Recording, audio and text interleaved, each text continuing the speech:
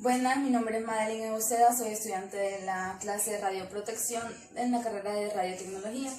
En este video vamos a tratar los temas que encontramos en el capítulo 38 del libro de Buchon y vamos a comenzar con lo que son las características de la protección radiográfica, comenzando por la carcasa protectora, que es la que encierra el tubo. El tubo de rayos X se encuentra dentro de la carcasa protectora y esta carcasa ayuda a reducir la radiación de fuga, que debe ser máximo 1 miligray aire por hora cuando estamos a 1 metro de distancia. La radiación fuga es la radiación que sale desde el tubo de rayos X, pero no sale en dirección de la haz útil, sino que se dispersa en otras direcciones. Luego tenemos el panel de control, que es el indicador de que el tubo de rayos X está encendido.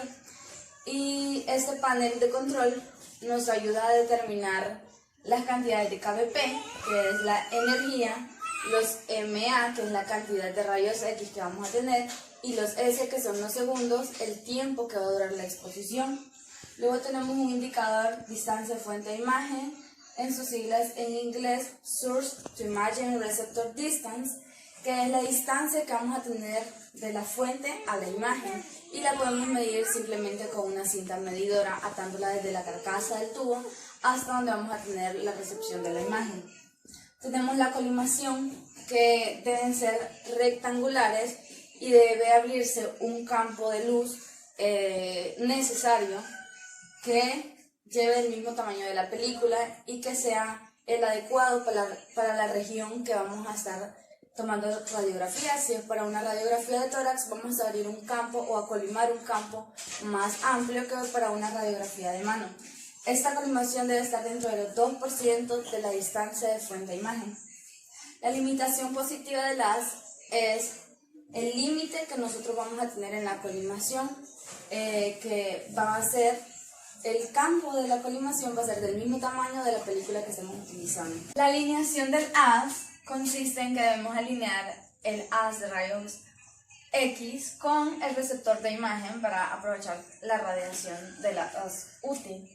La filtración, tenemos una filtración añadida y una filtración inherente, y la suma de estas debe resultar en 2.5 milímetros de aluminio para kbp superiores a 70.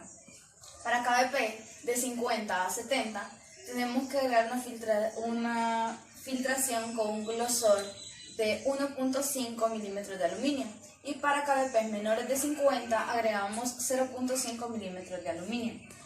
La filtración no es físicamente posible que se pueda medir. Para eso tenemos la HBL o la capa reductora, que se refiere al grosor de material que nosotros vamos a utilizar para la atenuación de los rayos X, es decir, para que los rayos X se reduzcan a la mitad de su valor inicial. Luego tenemos la reproducibilidad, que se refiere al rendimiento de la intensidad de los rayos X, y para verificarla vamos a hacer varias exposiciones seguidas y vamos a observar la intensidad de la radiación en cada una de los disparos o de las exposiciones. El valor debe estar dentro del 5% de variación. El blindaje del operador. El operador del rayos X o el técnico debe estar en la cabina de control, o es decir, en la consola, tras las barreras protectoras. Y solo en que sea caso necesario que él esté dentro de la sala de estudio al momento de hacer el disparo, entonces va a tener que utilizar toda la ropa protectora. El sistema de imagen de rayos X móvil debe tener un mandil plomado o un delantal plomado, y el interruptor para hacer el disparo tiene que permitir al operador poder estar por lo menos a 2 metros del sistema de imagen. Como siguiente tema tenemos las características de la protección en fluoroscopía, y para comenzar vamos a hablar de la distancia de la fuente a la piel. Se refiere a la distancia que debe haber de la fuente o del tubo de fluoroscopía al paciente, y al aumentar la distancia vamos a disminuir la dosis que va a incidir en el paciente, pero para compensar este aumento de distancia vamos a obtener un mayor valor de mA. En fluoroscopía estacionaria no tenemos que tener una distancia menor a 38 centímetros, debe ser mayor. y en fluoroscopía móvil no debe ser menor a 30 centímetros. Podemos observar la diferencia de intensidad al aumentar o al disminuir una distancia con un ejercicio de inverso al cuadrado, que consiste en esta siguiente fórmula, que es la intensidad 1 sobre la intensidad 2 es igual a la distancia 2 elevada al cuadrado entre la distancia 1 elevada al cuadrado. Para eso tenemos un ejercicio que dice que si utilizamos una intensidad de 12 miliröntgen con una intensidad 1 de 100 centímetros, ¿cuál será la intensidad número 2 si estamos a 91 centímetros? Entonces lo que vamos a hacer es sustituir los valores. En este caso nos piden que despejemos para la intensidad número 2, que es la que estaríamos buscando aquí. Entonces lo que vamos a hacer es invertir la ecuación. Vamos a tener intensidad 2 arriba, intensidad 1 abajo, distancia 1 arriba y distancia 2 abajo. Esto siempre elevado al cuadrado. Ahora necesitamos dejar sola a la intensidad 2 porque es el valor que queremos encontrar. Entonces tenemos la intensidad número 2 es igual a la intensidad 1 que está dividiendo, pasa a multiplicar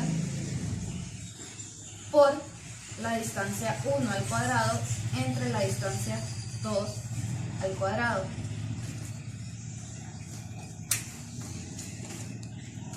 Bien, ahora tenemos que sustituir los valores que nos dan. La intensidad 2 es igual a la intensidad 1 que nos dan 12 miliröntgen por la distancia 1 que son 100 centímetros elevado al cuadrado entre 91 centímetros también elevado al cuadrado, o lo podemos elevar todo al cuadrado y esto será igual. La intensidad 2 entonces van a ser 12 miliröntgen. Estos centímetros los vamos a cancelar, que tenemos centímetros arriba y centímetros abajo. Este valor de la división de 100 al cuadrado entre 91 al cuadrado nos va a dar a 1.20 sin unidades de centímetro. Entonces la intensidad 2 va a resultar de la multiplicación de 12 miliröntgen por 1.20 y entonces serían 14.4 miliröntgen. Y esta sería nuestra respuesta. Entonces aquí podemos comprobar que como la distancia 2 son 91 centímetros y la distancia 1 son 100 centímetros, tenemos una distancia mayor en la primera exposición y una distancia menor en la segunda exposición. Entonces, a menor exposición vamos a tener una mayor intensidad de radiación. El I2 equivale a 14 miliröntgen cuando estamos a una distancia de 91 centímetros. Pero cuando estamos a 100 centímetros solamente tenemos 12 miliröntgen. Aquí podemos ver que sí se cumple la ley inversa al cuadrado, que a mayor distancia, menor exposición de radiación. Tenemos la barrera de protección primaria. Esta barrera es la barrera del intensificador de imagen y sirve como barrera de protección para el haz primario. Debe ser como mínimo 2 milímetros de plomo. Luego tenemos una filtración. La filtración deben ser 2.5 milímetros de aluminio y cuando la filtración es desconocida, entonces tenemos que medir la capa de reductase, como les decía, es el grosor de material que nosotros vamos a utilizar para atenuar los rayos X. La colimación es el campo que vamos a abrir para que incida el haz de rayos X. Cuando tenemos la colimación, los bordes que no son expuestos tienen que ser visibles en el monitor de imagen cuando el intensificador de imagen esté 35 centímetros arriba de la mesa de fluoroscopía. Pero cuando es una fluoroscopía automática, entonces los bordes que no están expuestos tienen que ser visibles en todo momento a cualquier altura que esté el intensificador de imagen arriba de la mesa de fluoroscopía. El control de exposición debe ser tipo muerto, o sea que si el operador cae muerto, la exposición se va a terminar automáticamente, al menos de que el operador caiga sobre el interruptor de mando. la exposición va a terminar. La cubierta de ranura del buki se refiere a que la bandeja del buki se va a mover al final de la mesa, entonces va a quedar una abertura a nivel gonadal aproximadamente de 5 centímetros, la cual debe ser cubierta con 0.25 milímetros de plomo. También tenemos la cortina protectora. La cortina protectora la vamos a utilizar entre el fluoroscopio y el paciente para reducir la radiación dispersa, que sería esta que vemos aquí. Entonces, al agregar la cortina protectora no habría esa radiación y nos estaremos protegiendo a nosotros como pues.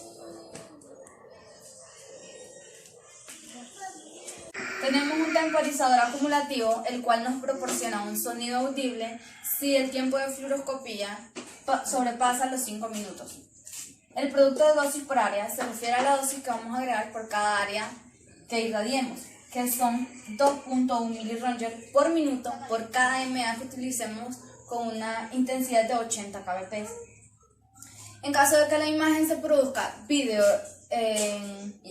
videografía o una imagen de cine radiografía, entonces no tenemos un límite de intensidad por área.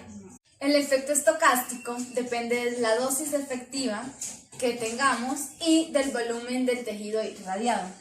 El DAP es el que nos representa este volumen y esta dosis y se mide en Röntgen por centímetro cuadrado. Este indicador es mejor que la dosis. Bien, como siguiente tema tenemos lo que son el diseño de barreras protectoras. Este diseño nos sirve para cuando nosotros queremos crear una localización del sistema de rayos X, debemos tomar en cuenta varios factores para la seguridad. Debemos realizar las planchas de plomo en paredes, en el techo y en la puerta. Para esto tenemos varios factores que van a incidir en el diseño de barreras protectoras. Como primero tenemos los 3 tipos de radiaciones que debemos conocerlos porque para cada radiación necesitamos una barrera protectora diferente. Tenemos la radiación primaria, que es el haz primario y es el más peligroso, el que tiene más intensidad porque es el que va a incidir en el paciente. Para la radiación primaria utilizamos una barrera protectora de plomo unido a una hoja de piedra o una hoja de madera. También en lugar de plomo podemos utilizar hormigón, pero un mayor grosor. Para eso tenemos la tabla 38.1 del libro de Buchon, en la que podemos encontrar las equivalencias del plomo y el hormigón. La radiación primaria es la radiación más intensa porque es el haz útil, es el que va a incidir en el paciente y es el que nos va a producir la imagen radiográfica. En la radiación secundaria tenemos 2 tipos de radiaciones. La radiación de fuga, que es la que sale desde la carcasa protectora o desde el tubo de rayos X, pero no sale en dirección del haz útil, sino que sale en otras direcciones, en todas las direcciones. La radiación dispersa es la que va a salir desde el paciente. Cuando el haz útil choca en el paciente, hay alguna radiación que se dispersa hacia todas las direcciones y esa es la que llamamos radiación dispersa. Bien, como siguiente factor para el diseño de barreras protectoras tenemos lo que son los factores que afectan al grosor de la barrera. Tenemos la distancia. El grosor de la barrera va a depender de la distancia que haya entre el sistema de rayos X con la barrera protectora. Entre más cerca está, más grosor debemos de tener para atenuar los rayos X. También va a depender de la ocupación. Si es un área que está muy ocupada o que tiene áreas alrededor donde están muy ocupadas, donde hay varias oficinas o muchas personas que laboran alrededor de esta área, pues la barrera protectora debe tener un grosor mayor. También tenemos el control. Vamos a dividir el control en 2 áreas, un área controlada y un área no controlada. En el área controlada es donde vamos a estar los POE, los personal ocupacionalmente expuesto, los técnicos radiólogos o el radiólogo y el paciente. Para el área controlada vamos a utilizar barreras protectoras que reduzcan la dosis basados en los límites de 10 milirem por semana o 1 milisievert por semana, basados en año, que serían 5.000 milirem anuales como límite de exposición para el personal o para el paciente. Esta área controlada es donde se encuentra el personal de radiología y el paciente. En el área no controlada puede ser ocupada por cualquier persona y los límites se basan en 100 milirem anuales, obteniendo 2 milirem por semana. El siguiente factor es la carga de trabajo, que se refiere al número de radiografías que vamos a tener por semana o al nivel de actividad radiactiva que va a haber en la sala. Y dependiendo de este nivel va a ser el grosor del diseño de la barrera protectora. Este se mide en miliamperio minuto por semana. Luego tenemos el factor de uso. El factor de uso es el porcentaje de tiempo que el haz de rayos X pasa encendido y dirigido hacia una pared. El factor de uso para las barreras secundarias es de 1. Luego tenemos el KBP. El KBP también es considerado para el diseño de barreras protectoras. Se considera la penetrabilidad que puede haber en esta área. Normalmente los sistemas de imagen de radiografía están diseñados para trabajar por mucho a 150 kbp, aunque en la mayoría de estudios los trabajamos a 75 kbp. Entonces, dependiendo la penetrabilidad que utilicemos, así va a ser el grosor de la barrera protectora. Como último tema, en el capítulo 38 del buchón nos encontramos con la detección y radiación y la medida. Para esto necesitamos los detectores de radiación. Vamos a empezar explicando el diagrama de la detección por luminiscencia. Funciona de la siguiente forma. Tenemos un fósforo TLD, que es este que vemos acá, el cual es el que va a absorber la radiación. Cuando los rayos X inciden en el fósforo es irradiado. Entonces se coloca sobre una plancheta, que es esta línea negra, y esta plancheta produce calor. Esa temperatura de la plancheta puede ser controlada. Cuando la plancheta produce calor y la transfiere al fósforo irradiado, este fósforo emite una luz, y esta luz es atrapada por el tubo PM, que es un tubo de tipo vacío, y a través del medidor con aguja podemos detectar la cantidad de radiación que fue emitida. Esta va a ser proporcional a la cantidad de luz que emite el fósforo TLD irradiado. Luego tenemos un detector de gas. El funcionamiento del detector de gas es que al elevar el voltaje de la cámara de ionización, que es toda esta que vemos aquí, se produce una atracción de electrones. Los electrones que están en la cámara, en todo esto, van a ser atraídos por el electrodo central, que es esta línea roja que vemos acá, y estos van a ser transferidos al amplificador y se van a amplificar como pulsos, los cuales van a ser detectados en el lector. El tercer detector es el detector por centelleo y funciona a través de un esquema básico que tenemos primero el sellado de aluminio, donde se encuentran los cristales de centello, que son los que emiten luz. Esta luz es atravesada, llevada a través de la ventana al fotocátodo. En el fotocátodo, esta emisión de luz produce electrones. Estos electrones son llevados del fotocátodo a los dínodos. Por cada electrón que incide en cada dínodo se producen dos electrones secundarios, los cuales junto con los electrones primarios son llevados y almacenados en el colector. Después del colector, estos electrones pasan al preamplificador, donde se amplifica una señal en forma de pulso. La señal que obtengamos de la emisión de luz es proporcional a la cantidad de radiación que haya sido emitida. Una interacción de un fotón produce una emisión de luz. Y con esto hemos culminado todos los temas del capítulo 38 del libro de Buchón.